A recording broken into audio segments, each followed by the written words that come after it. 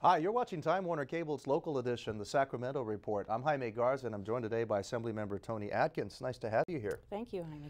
Good morning. We're going to educate you today because I don't know if a lot of people have heard of an agency called the Ocean Protection Council. So before we even get into what this agency does, tell us a little bit about it. Well, it's a state board that's made up of people representing the governor's office, elected officials. There's a Senate and an Assembly representative, and members of the public who are interested in issues related to coastal and ocean protection. So it's a small board, but we take care of policy throughout the state. So let's talk a little bit about that. We all want to protect our oceans. We all want to protect our coastline. What are some of the issues that this council is addressing right now in terms of concerns that we should be aware of? Well, it's a really exciting time because this agency basically coordinates all the activities related to policy of all the state agencies and stakeholders. So we try to take issues, we have 1,100 miles of coastline in the state of California. We're the third largest. And so there's lots of impacts, you know, from development to overfishing. We take all of the issues and we try to make policy decisions based on sound science. For instance, we're getting ready to do our 5-year strategic plan update. And so the issues of big importance, you've seen it in the news, in the paper, how do you protect fisheries and the ecosystem? So the big issues are climate change, sustainable fisheries and the marine ecosystem, land-sea uses, like where the land meets the ocean and how we use the land appropriately to keep access for the public, but to also protect environmentally this resource. New things coming about, industrial uses, how you use wave action to generate power, and how you do that off the coastline.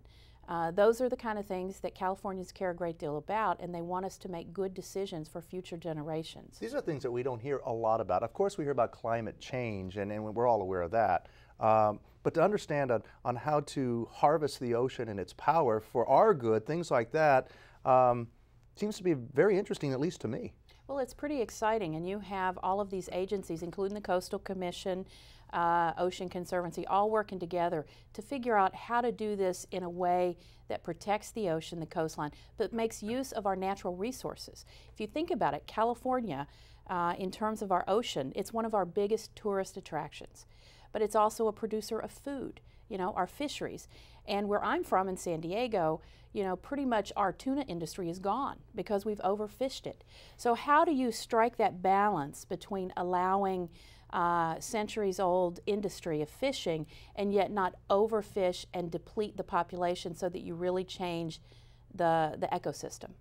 Californians care about that. So when you think about it, we have natural resources. A really interesting thing, in addition to the energy that we could produce from the waves, kelp, huge industry for pharmaceuticals, for fuel, proteins that can do all kinds of things, and we're looking at that as it relates to how we could potentially protect the Salton Sea. So, you know, it's pretty exciting if you care about our natural environment.